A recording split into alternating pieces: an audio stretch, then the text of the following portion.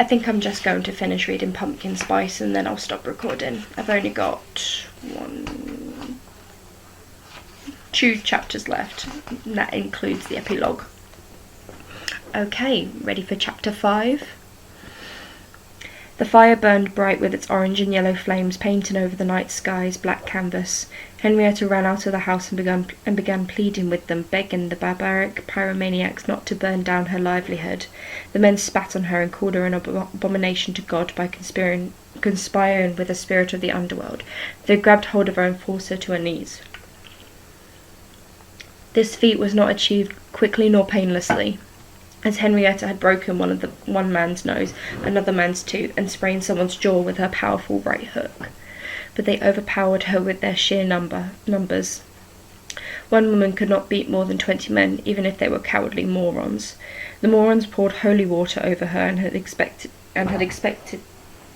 was expecting her to melt or scream in pain from the way that their town's pastor had spoke of the holy water's effects on doomed sinners. When she did not, they began the exorcisms. Agnes could see this happening from her window. She became very, very angry. She was overcome with hatred for the men outside hurting Henrietta, and the man from years ago who had hurt and killed her. Agnes's protective instincts for her beloved were so strong that she finally became the thing she dreaded to become since realizing she was dead. A vengeful spirit. She was fueled with her emotions, and they were too powerful to quench, so she had to disperse of them somehow. Henrietta spat out the water that she had swallowed and sniffed deeply, releasing the droplets she inhaled when they attempted to drown her where she knelt. Her breathing was laboured, but while she grew weaker physically, her strength of mind and of her love for Agnes never wavered. The men repeatedly demanded the location of the evil ghost. When they realised Henrietta would not answer them, they resorted to other means. They split up into teams, searching her estate, while the leader threatened her with their burning torches and their crudely sharpened knives. Though internally Henrietta is scared, she buried her fear and was composed with stubborn strength. "Stupid bitch, where is the apparition from hell?" shouted one of the men. "Not going to happen, you damn son of a bitch," she said, with venom dripping from the poisonous words that rolled off her tongue. "You bastards are never going to find her." The man slapped her. She took it bravely and spat out blood from her mouth on his shoe. He raised his hand to slap her again when a high-pitched shrieking painfully pierced everyone's ears. The men holding Henrietta's arms back released their grip on her to protect their ears. They all looked in the direction of the terrible noise and saw Agnes. She had a horrifying expression painted on her face, contorting in anger and hatred. With her ghostly powers, she flung them all back. She shrieked once more. All the men grimaced from the pain that had emanated in their ear canals. "Leave now and never return, or stay and face my wrath," she howled. Her display of unworldly abilities scared the men off rapidly as they trampled each other in an attempt to flee while they could. Agnes smiled with satisfaction before finding the other groups of men on Henrietta's farm. She put on her wicked performance as an evil spirit again, once more, when she found them huddled in the barn out of fear of her almighty powers. They all ran off but one. It was the man who had saw her earlier that day at the gate. He stood there in defiance of the apparition, in the name of all that he believed to be holy and good. She knew it would take more to get through him, so that is what she did. Her incorporeal body threw through his physical body like the wind. He went cold from the shock and felt so violated.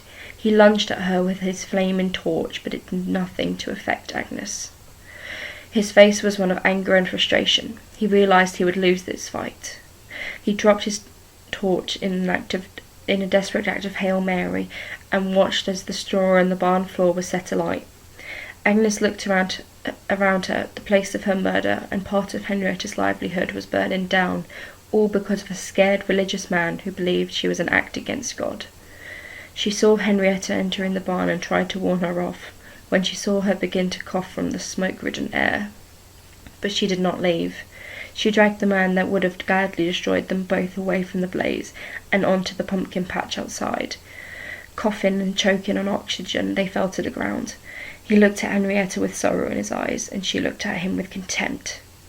Go, she whispered between her harsh coughs. He weakly got to his feet and stumbled away from the burning scene.